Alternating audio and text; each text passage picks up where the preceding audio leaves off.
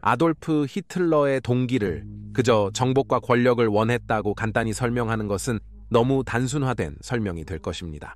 나치 독일 그리고 그들의 권력이 닿은 땅들은 그 어떤 다른 사회와도 다른 사회가 될 것이었습니다. 그의 새로운 질서에서 바람직하지 않다고 판단된 속성을 가진 사람들을 청산한 후 새로운 독일인들은 순수하고 그들의 국가의 운명을 이루는 목표에 단결될 것이었습니다. 그것은 세계에서 가장 위대한 국가가 되는 것이었습니다. 기술적으로, 군사적으로, 과학적으로 독일은 모두의 부러움의 대상이 될 것이었고 히틀러의 손이 지도자, führer로서 세계 각 대륙에 뻗어나감에 따라 그의 뒤에 남은 자투리를 두고 다툴 예전의 외국 세력들에게는 손댈 수 없는 존재가 될 것이었습니다. 새로운 독일 중심에는 수도 베를린이 위치하며 독일로 이름이 바뀔 예정이었습니다. 독일은 세계에서 뿐만 아니라 역사상 가장 발전하고 번영한 도시가 될 것이며 그 위엄은 로마와 아테네와 같은 고대 제국의 유명한 수도들을 비교할 수 없는 그림자로 만들어버릴 것입니다. 그리고 이 새로운 초대 도시를 지배할 것은 거대한 그랜드 홀 또는 인민의 회관이 될 것입니다. 히틀러가 구상하고 알버트 스피어가 디자인한 이 거대한 돔 구조물은 존재하는 어떤 것보다도 크게 만들어져 나치 독일의 힘과 능력을 적절하게 보여줄 것입니다. 나치 독일 시민 18만 명을 수용할 수 있는 이 건물은 로마의 세인트 피터 대성당보다 16배 크며 그 디자인을 모방하였습니다. 이 건물은 헌신적인 추종자들로 가득 차 있을 것이며 그들 모두는 피러를 직접 보고 그가 제3제국의 밝은 미래에 대해 말하는 것을 듣기 위해 찾아올 것입니다. 히틀러는 이 제국이 1000년 동안 지속될 것이라고 약속했습니다. 그러나 히틀러가 권력을 잡은 지 12년 만에 역사상 가장 위대한 도시의 꿈은 소련의 T-34 탱크의 궤적 아래에 부서졌습니다. 나치 지도부는 이미 5년 동안 연합군의 폭격으로 상당히 피해를 입은 도시를 포위한 레드 아미를 저지하기 위해 어린이와 노인을 징집해야 했습니다. 이는 나치의 폭정에 치명타를 가하려는 시도였습니다. 이것은 베를린 전투와 아돌프 히틀러의 마지막 저항에 관한 이야기입니다. 세계의 전쟁에 오신 것을 환영합니다.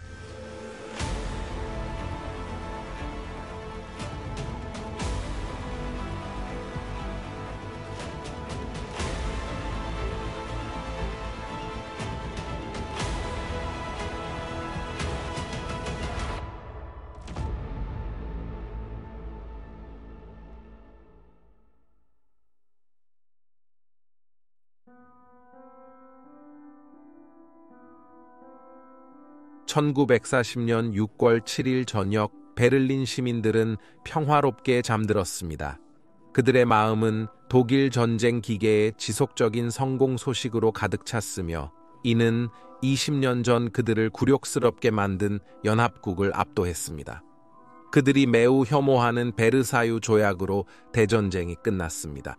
폴란드 공화국은 잘려나갔습니다. 스탈린과의 합의로 폴란드 공화국가 분할되며 유럽이 동서로 나뉘었고 두 독재자는 이를 통해 국경을 확장할 수 있었습니다. 응전선언을 한 영국과 프랑스는 상처 입었고 전자는 덩케르크 해변에서 철수하면서 모든 장비를 뒤로 남겼습니다.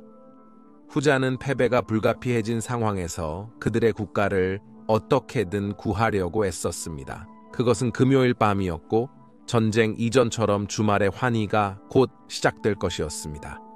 그러나 이제 베를린의 시민들은 동유럽에서 대서양 그리고 스카치나비아까지 이어지는 제국을 가진 아마도 세상에서 가장 강력한 도시에 살고 있다는 사실을 기뻐했습니다. 그럼에도 불구하고 그들의 필요가 더 멀리를 목표로 삼고 있음은 분명했습니다.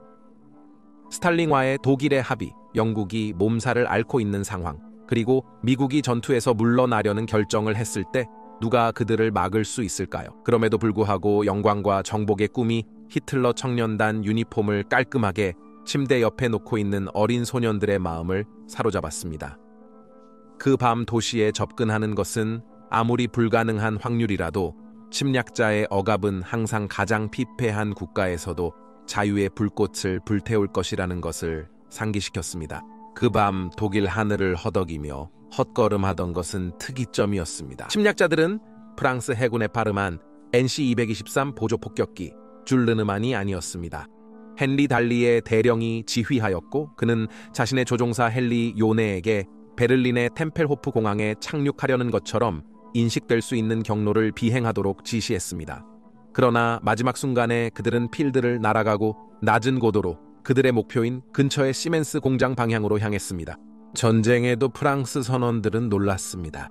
그들이 접근하면서도 도시는 크리스마스처럼 불빛으로 밝혀져 있었고 발사된 플레어는 없었습니다. 목표 지역에 접근하면서 달리에는 그의 부하들에게 소형 폭탄을 떨어뜨리라고 지시했고 그의 비행 기계사와 폭격수는 승객문에서 소위탄 폭탄을 던지기 시작했습니다. 이렇게 낮은 고도에서는 551파운드짜리 8개의 폭탄의 폭발이 독일 포병만큼이나 느린 구식 폭격기에게 치명적이었지만 기술과 약간의 행운이 그들에게 자신들의 무기로 파괴되는 불명예를 면하게 해주었습니다.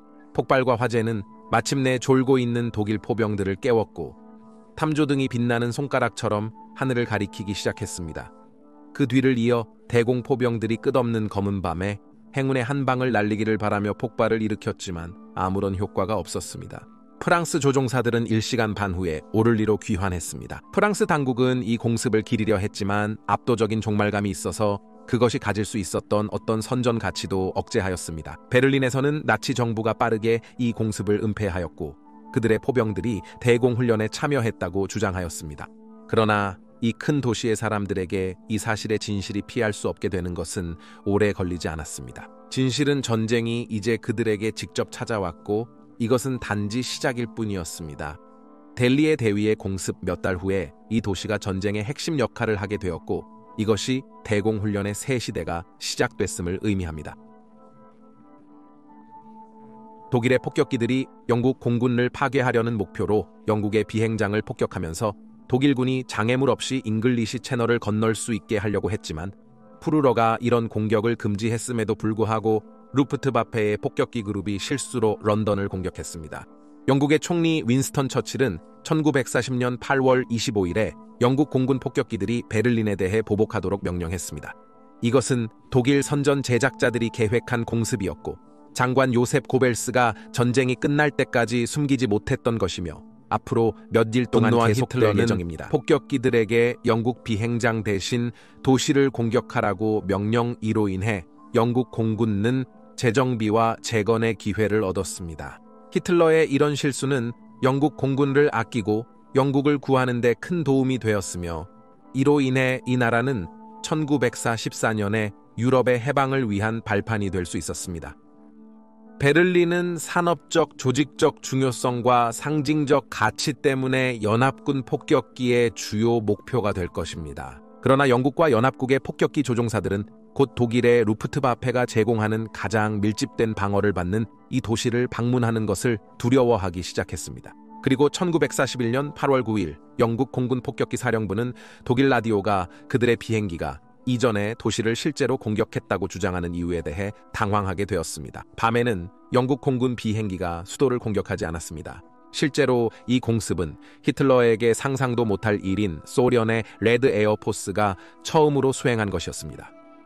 히틀러는 소련 사람들을 열등하고 이런 일을 할 수 없는 사람들로 보았습니다. 소련은 독일군의 징역으로 그들의 기지가 넘어갈 때까지 소수의 공습을 수행하였지만 이것이 소련 항공기가 도시를 공격하는 마지막 시간이 아니었습니다. 1941년 12월 소련의 레드 에어포스는 미국 육군 항공군은 1942년부터 1944년까지 영국에서 폭격기 함대를 구축하고 그런 다음 점점 강해지는 위험한 낮 시간의 공습에 그들을 보냈습니다. 필수적인 독일의 인프라와 기지에 대해 비행하면서 1944년 3월 6일에야말로 미국의 폭격기들이 612대를 보내서 수도를 강력하게 공격했지만 독일의 방어는 69대를 요구했습니다.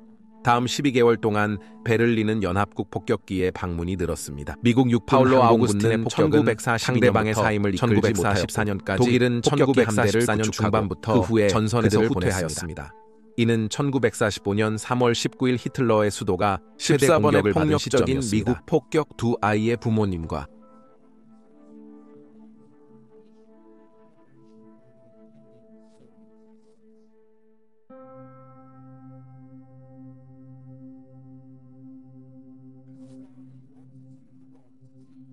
수르. 그것은 그렇게 간단했습니다. 푸르러와의 1939년 합의를 배신한 것을 개인적인 모욕으로 받아들이고 소비에트가 얼마나 많이 고통받았는지를 고려할 때 스탈린은 자신이 그 도시로 군대를 이끌고 히틀러를 죽은 채로든 산 채로든 포획한 사람으로 기억되는 것이 당연하다고 느꼈습니다. 이것은 나치에 대한 소비에트의 손실을 정당화하기보다는 스탈린의 자아와 명성에 관한 것이었습니다. 사항이 스탈린의 의도대로 가지 않을 때 소비에트 지휘관들은 독일인보다 레드아미 신병에게 더 치명적이었습니다.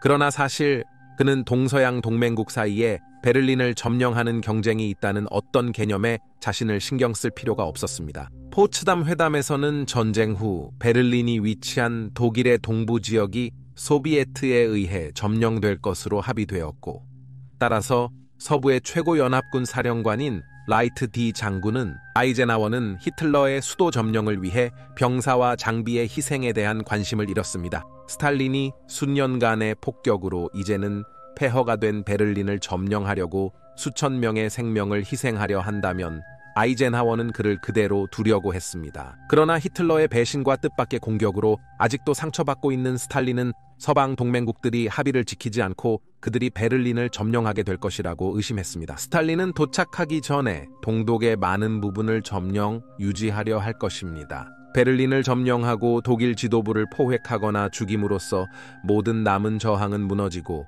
그는 약속받은 영토를 빠르게 점령할 수 있을 것입니다. 도시를 점령하는 것에 대한 급박함을 자신의 동지들에게 강조하려고 스탈린은 작전을 위해 모으고 있던 병력을 두 부분으로 나누는 단계를 밟았습니다. 중앙의 그레고리 주코프 장군과 남쪽의 이반 코네프 장군이 지휘하게 될 것입니다. 그의 생각은 둘을 라이히스타크로의 경주에 참여시키는 것이었는데 스탈린은 이를 모스크바의 크렘린과 유사하게 보았습니다. 승자는 찬사뿐만 아니라 그와의 추가적인 호의를 얻게 되며 이것은 스탈린의 편집증 세계에서 생명과 죽음의 차이를 의미할 수 있습니다. 스탈린은 두 지휘관의 라이벌심을 알고 있었고 이것이 신속한 승리를 가져오는 동기가 될 것이라 생각했습니다. 승리, 또한 두 사람 모두 각각의 군대와 더 넓은 소비에트 공중에서 인기를 얻었고 그의 생각에는 이것이 그의 권위에 대한 잠재적인 위협이었습니다. 그래서 그는 경쟁자를 그들의 실패를 통해 책임을 돌려 제거했습니다. 주코프에게는 특히 분명했는데 그는 스탈린의 명령에 따라 자신에 대한 비밀 조사가 진행 중임을 알게 되었고 이는 독재자가 그를 미래에 이용하기 위해 더러운 것을 찾아내기 위한 것이었습니다. 4월 초에는 스탈린의 지휘관들이 아마도 역사상 가장 큰 군사력을 한 도시에 집중시켰습니다. 이것은 대략 230만 명의 병력, 거의 20만 명의 폴란드 공화국 공산주의자들을 포함하여 7,000대 이상의 항공기 6,000대의 탱크, 그리고 다양한 구경의 41,600포의 대포에 의해 지원되었습니다. 소련군이 세인트피터즈버그 시외에 도달하면 그들은 그것을 포위하려고 시도하고 이를 통해 히틀러가 도망가거나 보강군을 받는 것을 막은 다음 천천히 도시의 방어자들의 생명을 짜내려고 했습니다. 오더강의 동쪽에 위치를 잡은 그들은 라이히스타크로 가자라는 말을 공기에 가득 채우기 시작했습니다. 이 말은 장교와 정치위원들이 병력을 고무하고 이것이 그들의 위대한 애국전쟁의 마지막 전투가 될 것임을 상기시키기 위해 외쳤습니다. 역사학자들은 나치 독일이 전쟁에서 패배한 정확한 시점에 대해 계속 논쟁하고 있습니다. 그것은 루프트바페가 영국 전투에서 영국 공군을 파괴하지 못하여 섬나라가 D-Day 침공의 발판으로 작용할 수 있게 한 것이었을까요? 그것은 히틀러가 1941년에 그의 장군들의 조언에 반하여 소비에트 연방의 전쟁을 선포하고 그리고 다시 일본이 펄하버를 공격한 후 미국의 전쟁을 선포한 것이었을까요? 당신이 어떤 견해를 가지고 있든 확실한 한 가지는 1945년 초에는 독일의 모든 사람들이 전쟁이 패배했다는 것을 알았다는 것입니다. 한 가지 주목할 만한 예외를 제외하고요. 바로 히틀러 자신입니다. 히틀러는 1945년 1월 16일에 라이히 총리 관저 근처의 피러러bun커에 거주하도록 강요당했습니다. 반대 선전에도 피러러는 전쟁 중 거의 베를린에 머무르지 않았고 그 시점부터 피러러bun커에서 살게 되었습니다. 수도인 베를린이 폭격으로 폐허가 되는 동안 그의 애인 에바 브라운과 함께 스트레스, 파킨슨병의 발병, 그리고 그의 개인 의사들이 준 강력한 약물 혼합물의 결과로 그의 정신 상태가 점차 악화되었습니다. 독일의 기술적 우월성을 크게 믿는 그는 Me-262Z 전투기, VI 발사체 미사일, 그리고 마우스 초중량 탱크와 같은 놀라운 무기가 전세를 뒤집을 것이라는 믿음을 고수했습니다. 독일의 운명을 바꿀 것이라는 이 믿음은 그를 상황의 현실에서 점차 멀어지게 했는데, 그것은 이러한 무기를 지원하는 인프라가 동맹국의 폭격기에 의해 천천히 먼지로 변해가고 있었던 것입니다. 그럼에도 불구하고 이런 절망적인 상황에서도 독일 지도부나 국민들에게 항복은 선택사항으로 보이지 않았습니다. 히틀러, 괴링, 힘플러 등은 항복이 자살과 같다는 것을 알고 있었습니다. 그들이 범죄로 인해 재판받고 처형될 것이기 때문입니다. 베를린에 사는 사람들에게는 그들의 도시에 들어올 것인 소비에트인이라는 사실을 깨닫게 되면서 그들은 마지막 순간까지 싸워야 할 것이라는 것을 깨달았습니다. 이미 동독의 점령 지역에서 소비에트의 잔혹함에 대한 이야기들이 그들에게 돌아오고 있었고, 이번에는 요셉 괴벨스의 선전부에서 만들어진 것이 아니었습니다. 스탈린은 병사들에게 베르마흐트의 소비에트 영토 침략에 대한 복수를 독일인들에게 가하라고 했고, 이로 인해 폭력, 약탈, 강간이 일어나 모든 연령대가 피해를 입었습니다. 따라서 반복적인 폭격과 폭격에도 불구하고 베를린의 인구는 시골에서 도망친 난민들의 유입으로 증가했습니다. 이 도시가 그 지역에 남아있는 유일한 요새화된 위치였기 때문입니다. 피러러 bun커에서 히틀러는 도시 방어를 지휘했지만 4월의 독일군 통제로 인해 무선과 전화 의사소통이 어려워졌습니다. 히틀러, 괴링, 힘플러 등 모두 세상의 끝이 올 것을 지도자는 메신저 소년들, 일부는 13세에 불과한 아이들에게 메시지를 전달하도록 의존해야 했습니다. 독일인들은 소련군에 비해 힘이 1, 3도 안 되었지만 도시 외곽에서 방어적인 위치를 잡는데 충분한 시간을 가졌고, 이를 통해 소련의 공격이 드디어 시작될 때 그것을 늦추는 데 사용했습니다. 도시 외곽에서는 웨르마흐트의 비슈툴라 군단을 이끄는 고타르트 하인리히 장군이 있었고, 그는 전쟁 후부터 독일 군인이었습니다. 전쟁 후 웨르마흐트의 독일 군인 고타르트 하인리히 장군은 뛰어난 방어 전략가였습니다. 그는 소련 레드군이 오더강을 건넌 후 바다 낮은 고지대로 주요 공격을 할 것으로 정확히 예상했는데, 이곳은 주코프가 베를린의 문이라고 표현한 곳이었습니다. 하지만 그는 그곳에서 저항하려고 하기보다는 대신에 반전차, 트렌치, 지뢰밭, 그리고 강화된 위치들로 이루어진 복잡한 계획을 세웠습니다.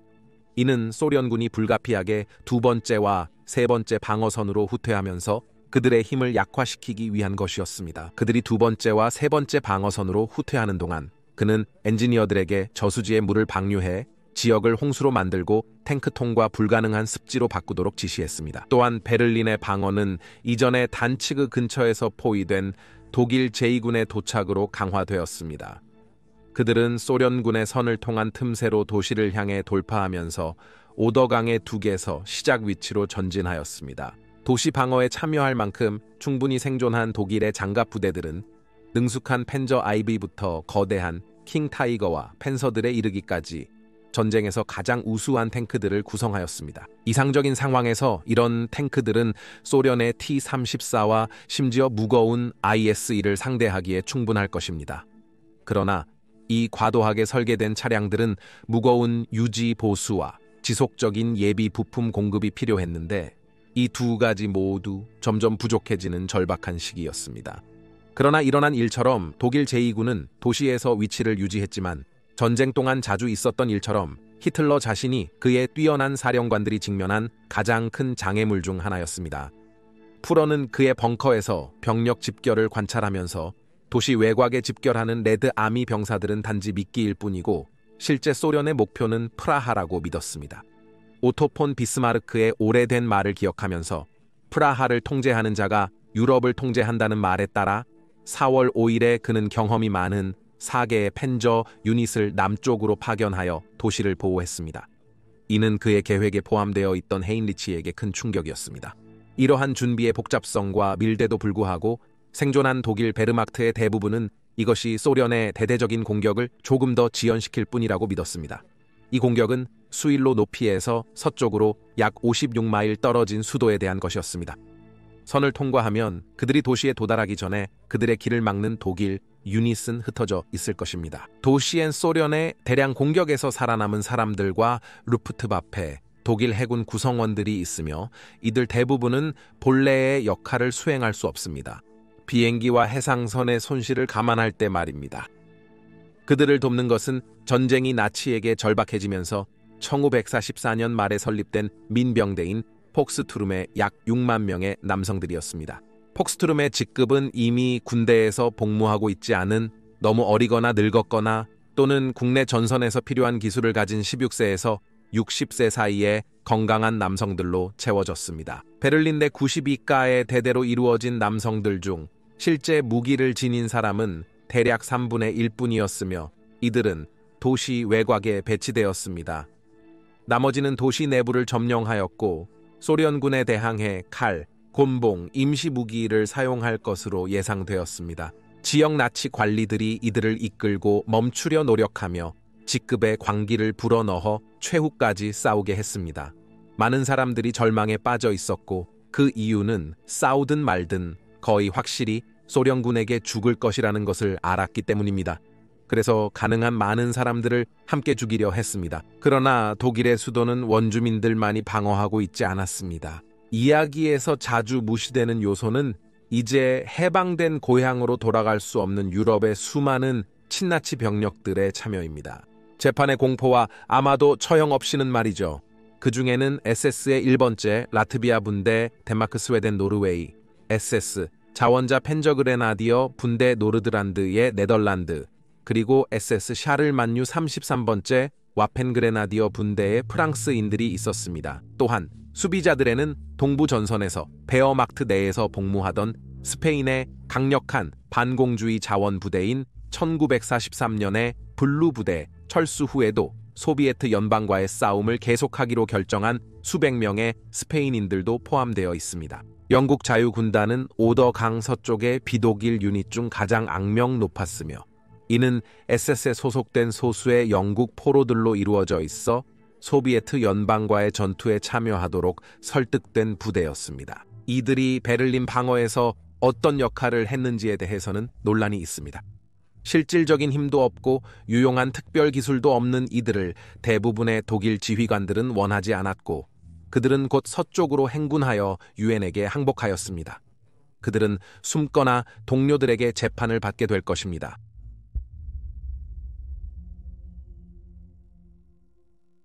스탈린이 자신을 지켜보고 있다는 것을 알고 있던 주코프는 4월 16일 새벽에 움직임을 시작했습니다. 러시아 연방 군대는 오래전부터 포병이 전쟁의 신이라고 명령했고 그는 그날 역사상 가장 큰 포격 중 하나로 공세를 시작함으로써 이 신을 분명히 불러왔습니다. 그의 지휘 아래 제1벨로루시안 전선은 90만 8천 명의 병력과 3,155대의 장갑 차량을 보유했으며 경쟁 상대인 코네프의 우크라이나 전선은 그의 남쪽 플랭크를 보호했고 콘스탄틴 로코소프스키의 제2벨로루시안 전선은 북쪽을 지키고 있었습니다. 30분 동안 소련 병력 앞의 땅은 흙과 돌의 탑으로 터져나와 공기 중으로 던져졌고 그 후에야 소련의 열병이 바깥으로 진출하기 시작했습니다. 그러나 이러한 소련의 화력 표시는 헤인리히의 방어 병력 대부분이 이미 철수한 현실을 가렸습니다. 독일인들은 공세를 준비하는 동안 러시아 연방 포로를 잡아 그들에게 충분한 주코프의 계획을 알려주어 헤인리히가 방어를 준비하고 일부 병력을 재배치하도록 이끌었습니다. 처음부터 소련의 전진은 추진력을 얻는 데 어려움을 겪었습니다. 봄철 해빙, 독일의 홍수, 그리고 주코프. 자신의 포격으로 만들어진 진흙탕은 차량과 병력이 느린 속도로 이동하거나 몇몇 더 깨끗한 경로에서 교통체증에 걸리게 만들어 독일 구군의 탱크 대전 차포, 그리고 대포에게 쉬운 먹잇감이 되었습니다. 주코프는 경쟁자들의 진전에 놀라 예비군을 일찍 보내기로 결정했습니다. 그들은 이미 그를 앞서가고 있었습니다. 따라서 높이를 향한 전진은 제1차 세계대전 장면에 대한 제2차 세계대전 버전으로 보이기 시작했습니다.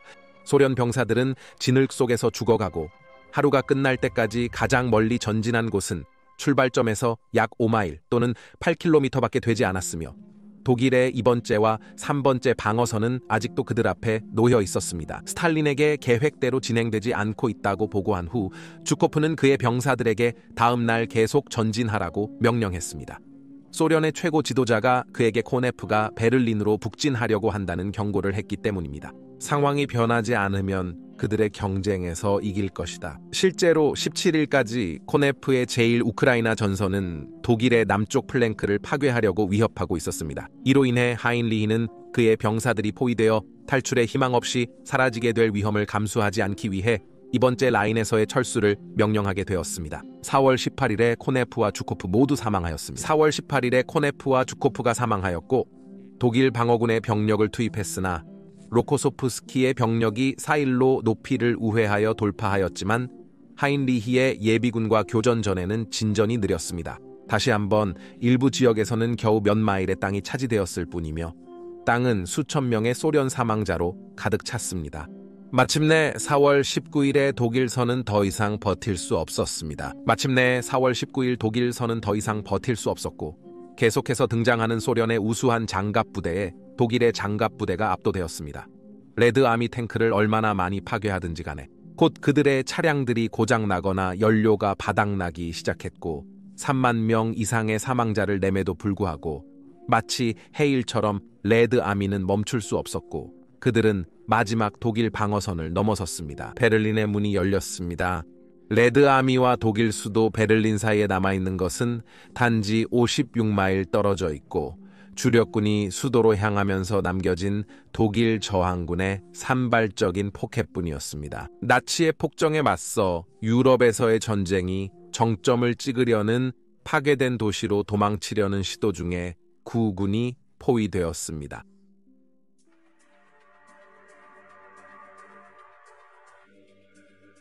도시에 가해진 파괴에도 불구하고 베를린을 깨는 것은 레드아미에게 쉬운 일이 아니었습니다. 사실 방어자들이 도시에 방어시설을 세우고 특히 라이히스타크와 라이히 총리 관저 건물 주변 그 아래에는 퓨러러 벙커가 있었지만 폭격은 탱크가 필요한 도로를 차단하고 동시에 건물을 이상적인 매복 장소로 바꾸는 뜻밖의 부작용을 가지고 있었습니다. 아이러니하게도 이는 2년 전 스탈링그라드에서의 상황과 거의 반대였으며 유일한 차이점은 소비에트가 인력에서 강점을 가지고 있고 잔인한 겨울과 싸울 필요가 없었다는 것이었습니다.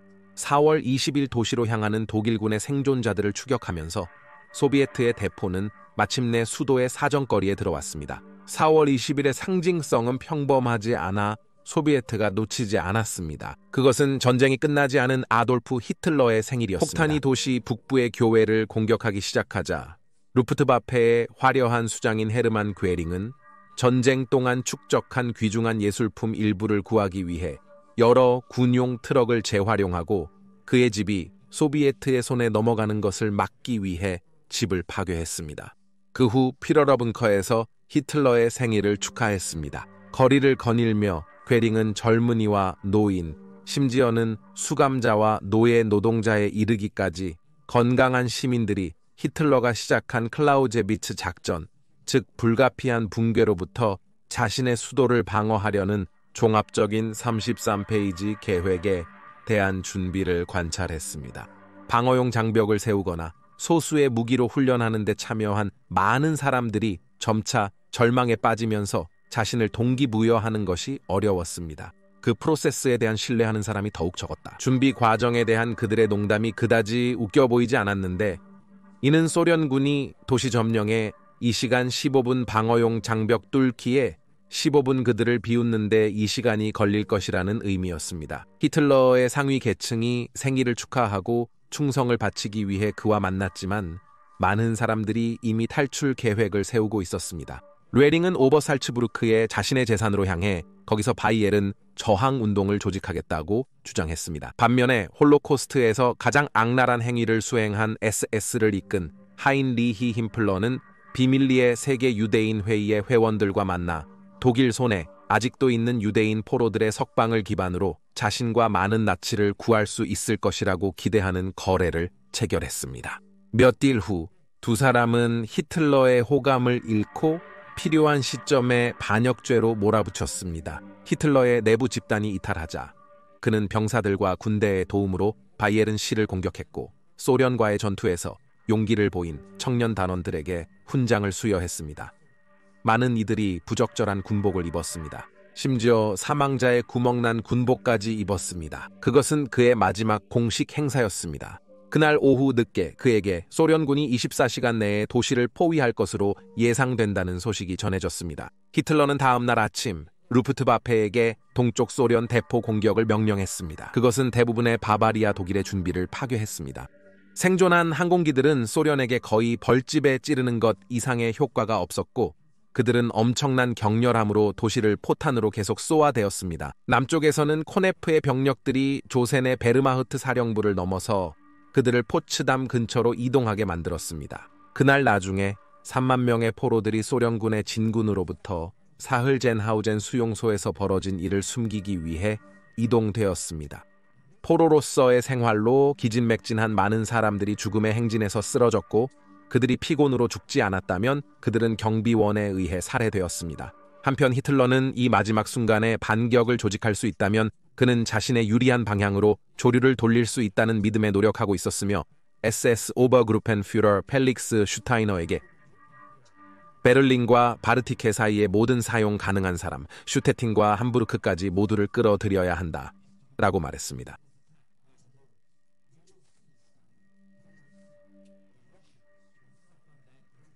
그것은 순수한 환상이었습니다. 현실감을 잃어버린 절망적인 사람의 망상에 불과했습니다. 다음 48시간 동안 도시의 동쪽 경계의 더 많은 부분이 코네프와 주코프에게 빠졌습니다. 기괴한 전환점에서 베를린의 사람들은 이제 독일의 룸메이트로서 서방 동맹의 공수병에게 하늘에서 침략당하기를 기도하고 있었습니다. 일부 장소에서는 미국과 소련 병력이 서로 싸우기 시작했으며 제2차 세계대전은 그들을 패배시키려는 세 대국 간의 제3차 세계대전의 시작으로 끝날 것이라는 주장이 계속되었습니다. 그러나 대신에 스탈린은 계획된 두 명령관 사이의 경계선을 빌헬름스트라세 정부 지구 근처의 외교적인 역인 아날터 바인호프로 변경함으로써 그들 사이의 경쟁을 더욱 격렬하게 만들었습니다. 결승선은 스탈린이 나치의 권력 중심지로 간주한 라이히스타크로 설정되었지만 실제로는 1933년 화재로 대부분이 파괴된 이후로 거의 사용되지 않았고 실제 권력 중심지는 라이히 총리부 건물이었습니다.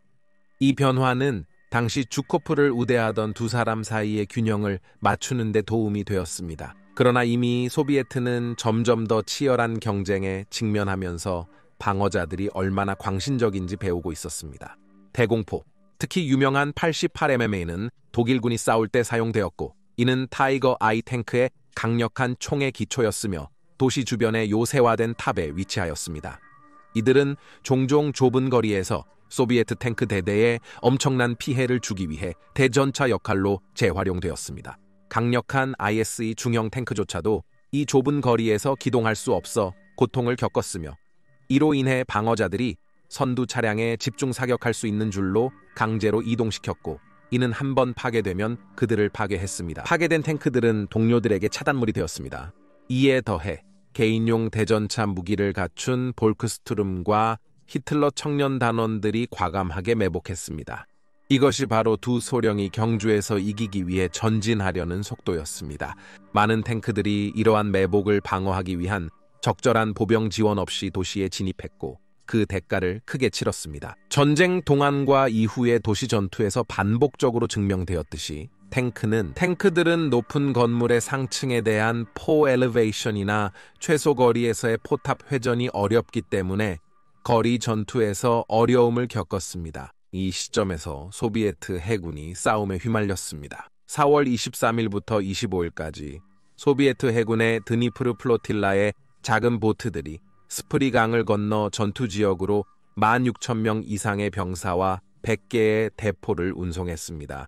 이러한 임무들, 이 보트들은 심각한 화력을 받았고 독일인들이 그들의 길에 띄운 장애물들을 극복해야 했기 때문에 위험천만했습니다. 붉은 공군 역시 도시의 포위를 점점 늘리기 위해 그들의 작전을 강화했습니다. 무능한 지도력, 절망적으로 구식화된 항공기, 그리고 시대에 뒤떨어진 전술로 작전을 수행했던 1941년의 날들은 끝났습니다. 1945년에 붉은 공군은 크게 향상되었으며 훨씬 더 능력 있는 항공기와 핵심 요소를 갖추고 있었습니다. 전투에서 검증된 지휘관들이 검증된 전술을 사용하면서 동시에 엄청난 수적 우위를 최대한 활용하였습니다. 그들은 견고한 지상 공격 항공기를 사용하여 강렬한 근접 공중 지원 임무를 수행하였고 클라우제비츠의 지시해에 히틀러가 세운 많은 바리케이트와 요새화된 위치를 폭격하였습니다.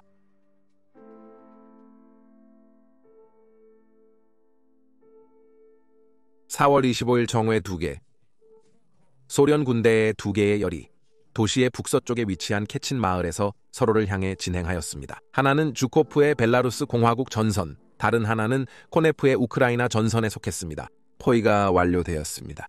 지난 몇 주 동안 수천 명의 나치 당원들과 도시의 일반 시민들이 탈주죄로 총살당하지 않고 도시를 떠날 수 있는 피러러분커로부터의 허가증을 얻기 위해 애썼습니다. 이제 탈출은 불가능했습니다. 약 1시간 후 레드 에어포스는 도시에 도달했습니다. 코네프의 병력이 상징적으로 미국 병력과 접촉, 히틀러의 목에 동맹국의 올가미가 조여오는 것을 나타냈습니다. 하지만 아직 끝나지 않았습니다. 두 소련 지휘관 사이의 경쟁은 여전히 매우 치열했습니다.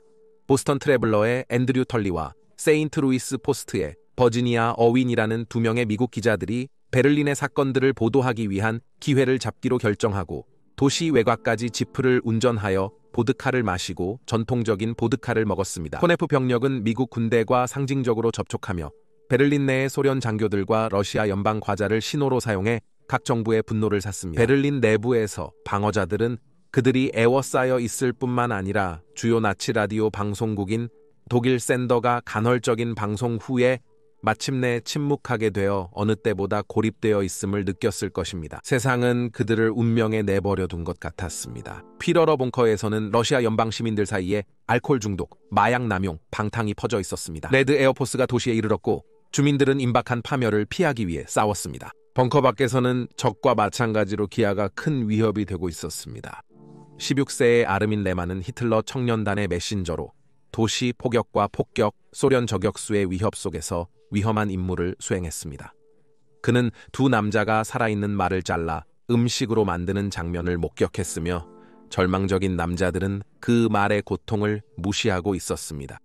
전투를 지휘하던 피러는 4월 27일 이후로 좋은 소식이 점점 드물어지는 것을 발견했습니다. 그때부터 그는 단순히 그가 아직 통제하고 있는 도시의 일부를 표시하는 지도를 보면서 점점 줄어들고 빨간 군대의 병력을 표시하는 아이콘이 그의 벙커에 점점 가까워지는 것을 지켜보았습니다. 이에 더해 이제 그의 명령이 현장에서 무시되기 시작했다는 소식이 들려왔습니다. 그는 실패한 그의 전 SS에게 이미 분노를 터뜨렸습니다. 이로 인해 이미 긴장된 그의 약물 중독된 마음은 이제 그가 누구의 피러 지도자인지 묻게 되었습니다. 4월 28일 독일 군대는 베를린의 포위를 뚫기 위해 마지막으로 한 번 더 시도했습니다. 도시 외곽에서 뱅크 장군의 XX 군단이 소비에트 선을 공격했지만 물리쳐져 도시를 그 운명에 맡겼습니다. 처음으로 히틀러조차도 몇 달 전부터 정상적인 사고력을 가진 모든 사람들이 깨달았던 것을 인정했습니다. 나치는 전쟁에서 패배했습니다. 그러나 이미 레드 아미에 점령당한 도시의 일부에서는 그 지도자들에게 새로운 문제가 생겼습니다. 그들의 많은 병사들이 알코올 중독뿐만 아니라 약탈, 살인, 그리고 독일 여성과 소녀들에 대한 대량 강간에도 손을 댔습니다. 이는 독일의 포로로부터 대량으로 석방된 사람들이 점점 더 피투성이가 된 소비에트 군대의 전선 병력으로 밀어넣어지면서 복수의 갈증이 끝없이 촉발되었습니다.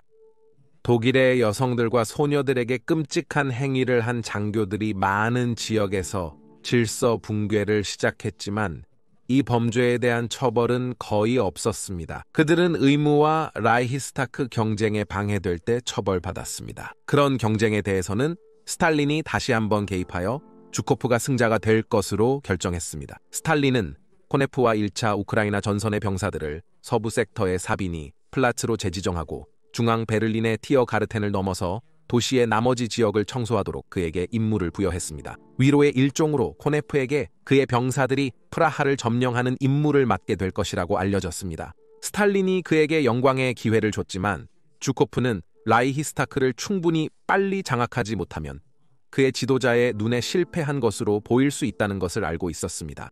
그 건물을 공격할 것은 그의 세 번째 충격 군대였지만 그 길을 막고 있는 것은 슈프리 강이었고 강 양쪽을 연결하는 거대한 돌다리는 양쪽 끝에서 차단되었으며 폭발을 위해 지뢰가 설치되었고 철조망과 기타 장애물로 가득 차 있었습니다.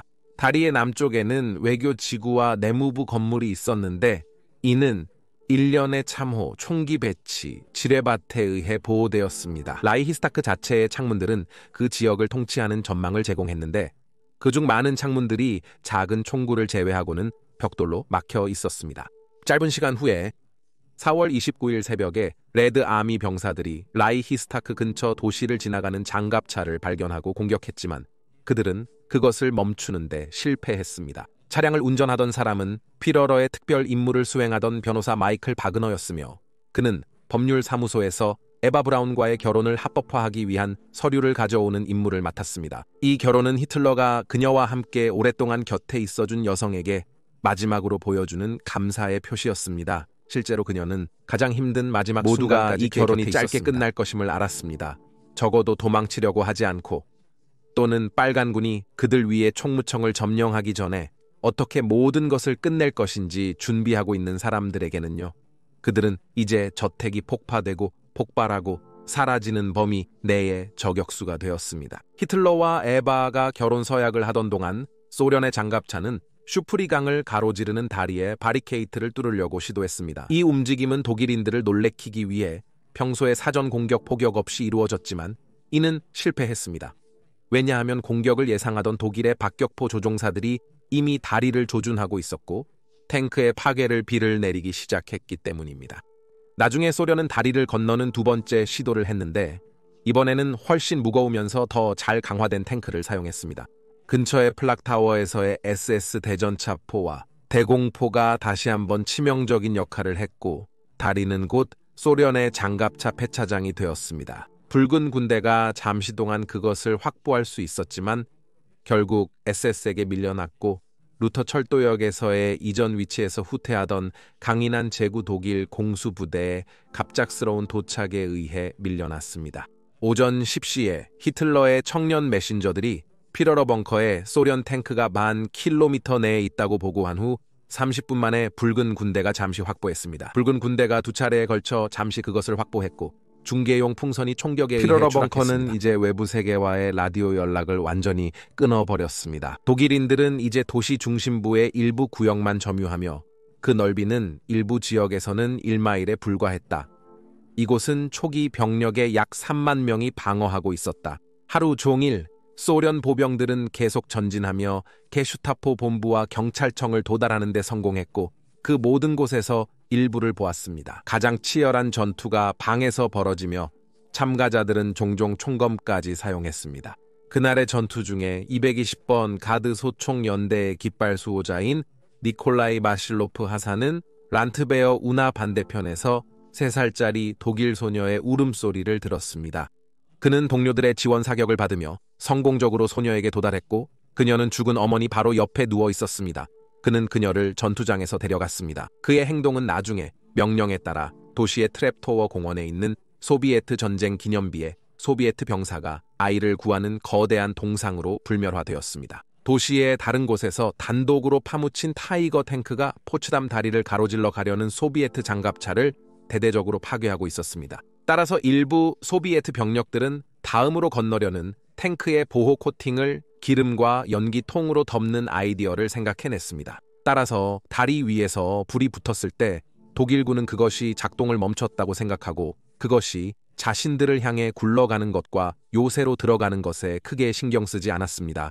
그들이 실수를 깨닫는 것은 그때였고 그때 탱크는 혼란을 일으켜 독일군을 충분히 분산시켜 더 많은 소비에트 갑옷이 무방비로 건너가 반대편을 확보할 수 있었습니다. 다음 날 아침 히틀러에게 도시를 위한 전투가 몇 시간밖에 남지 않았다는 것이 알려졌습니다. 독일군은 모든 것, 무기, 탄약, 음식, 병력이 고갈되고 있었습니다. 따라서 히틀러는 그의 내부 원로들이 원한다면 마침내 떠나게 허락하였고 그들은 도시에서 운을 시험해 보았지만 그들이 어디로 안전하게 갈 수 있을지는 아무도 모르는 일이었습니다. 도시를 향한 전투가 진행되는 동안 많은 주민들이나 병사들은 소련군의 손에 넘어갈 운명을 두려워하며 절망에 빠졌습니다. 정확한 수치는 알 수 없지만 적어도 1945년 4월에는 4,000명 이상의 사람들이 도시에서 자살한 것으로 알려져 있습니다. 4월 30일 오후 3시 30분에는 이 수에 아돌프 히틀러와 그의 아내가 추가되었습니다. 그가 너무나도 경멸하고 증오했던 세상에 대한 마지막 반항적인 행동으로 자신의 손으로 죽음을 선택함으로써 히틀러는 그가 풀어놓은 공포에 대해 진정한 의미에서 정의를 받았다는 세상의 느낌을 부인하였습니다. 지상에서는 주코프가 전쟁을 감독하면서 라이히스타크로의 밀어붙임이 계속되었습니다. 아침 동안 건물에 대한 3번의 공격이 모두 물리쳐졌습니다. 불가사의하게도 통신 오류 때문인지 아니면 조급한 스탈린을 달래기 위한 노력의 일환으로 주코프는 모스크바에 다음과 같은 메시지를 보냈습니다. 3차 충격군의 부대들이 적의 저항을 깨고 오늘 1945년 4월 30일 1425시에 라이히스타크를 점령하고 우리 소비에트 국기를 개양하였습니다. 이것은 완전히 거짓이었으며 소비에트군이 아직도 밖에 광장에서 싸우고 있었고 그와 그의 병사들에게 가능한 한 빨리 이를 실현하도록 더 많은 압박을 가하게 만들었습니다. 오후 내내 수많은 병사들이 건물을 방어하는 적군을 청소하기 위해 건물에 투입되었습니다. 마침내 약 2250시에 특별 기치 파티의 유고로프와 칸타리아 하사가 빨간 기치 번호와 함께 오를 이끌고 건물 뒤쪽으로 진입하여 계단을 올라가 소련 국기를 틈새에 박아 넣는 데 성공했습니다. 그러나 그럼에도 불구하고 건물은 완전히 점령되지 않았고 싸움이 다음 날까지 계속되면서 국기는 사실상 몇 시간 내에 독일인들에 의해 내려졌습니다. 다음 날은 5월 1일 노동절이었고 그것은 소련 달력에서 가장 중요한 날 중 하나였습니다. 그것은 히틀러의 죽음을 세계가 알게 된 날이었습니다. 방어자들과 소련 사이에 휴전 협상 노력이 있었으나 싸움은 다음 날까지 계속되었습니다.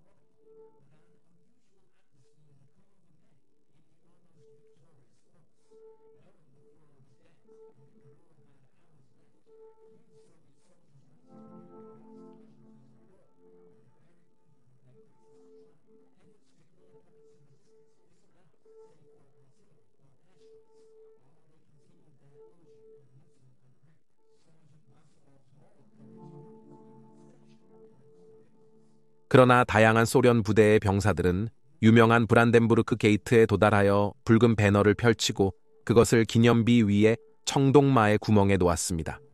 저주받은 벙커에서는 더 많은 자살이 이어졌고 가장 끔찍한 것은 아마도 선전 장관 조셉 고벨스와 그의 가족의 죽음이었습니다.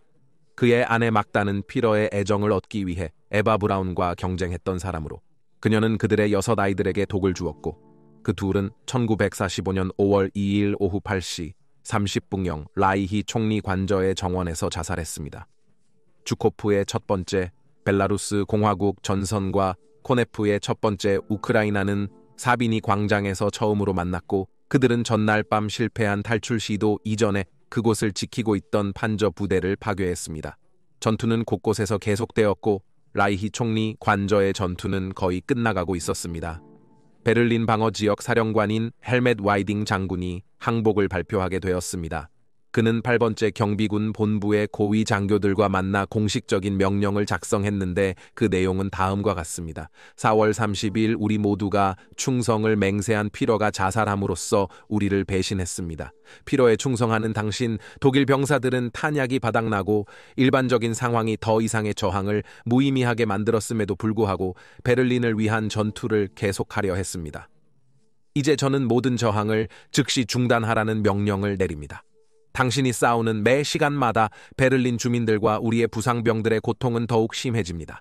소련군 최고 사령부와 합의하여 저는 당신들에게 즉시 전투를 중단하라고 요청합니다. 적대의 행위는 정회 공식적으로 중단되었지만 소련이 대포내은 오후 3시까지 방어자대우를 계속 공격했습니다. 마지막 소련 병사대우리 전투에서 죽은 후 첫 번째로 조직된 독일의 저항은 오후 5시에 약화되었습니다. 나치 베를린은 더 이상 존재하지 않았습니다. 대신 그들의 폭격에 찢겨진 거리, 파괴된 집, 소실된 역사적 건물, 파헤친 공원들은 이제 소비에트 연방의 배너와 깃발로 뒤덮여 있었습니다.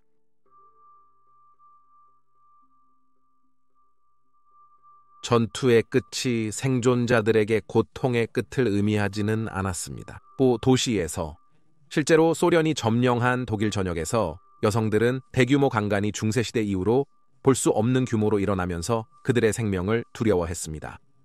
심지어 소련의 전쟁 기자들조차도 그들이 목격한 장면에 충격을 받았지만 베를린을 점령한 소련 영웅들의 이미지를 유지하기 위해 종종 검열을 받았습니다. 일부 보고서에 따르면 하루에 최대 70번이나 강간당할 수 있다고 주장했습니다.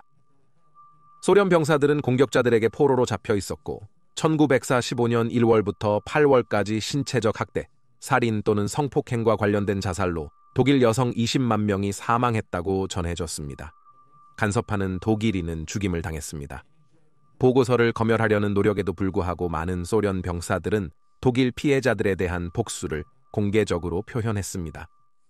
한 영국 기자는 전투 후 소련기 그에게 말했다고 보도했습니다.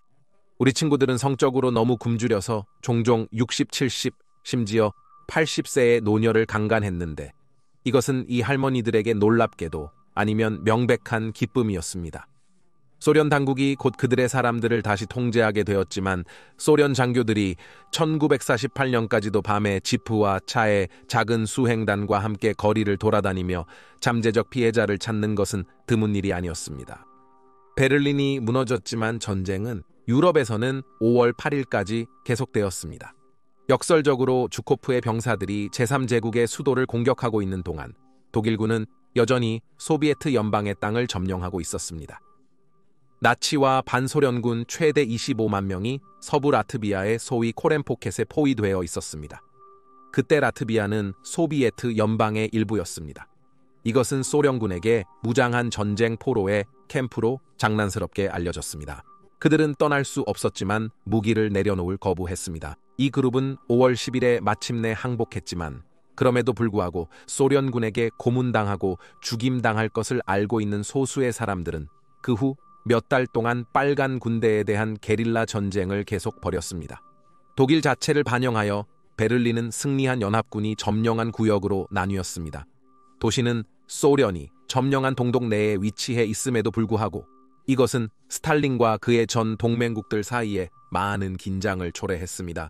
전쟁 후 몇 년 동안 그는 1948년 6월에 도시로의 모든 육로를 폐쇄하여 서부 구역의 시민들에게 식량을 공급하기 위해 서부 연합군에 의해 대규모 공수작전이 실시되었습니다. 한때 그들의 비행기는 도시 주민들에게 죽음을 가져왔지만 이제는 생명을 가져왔습니다. 베를린 공수작전이라고 알려진 이 작전은 새로운 역사의 장, 즉 냉전의 시작을 알렸고 그것은 한 도시의 재해에서 시작되었습니다. 이 도시는 역사상 가장 파괴적인 충돌의 중심에 있었습니다. 이것이 세계의 전쟁입니다.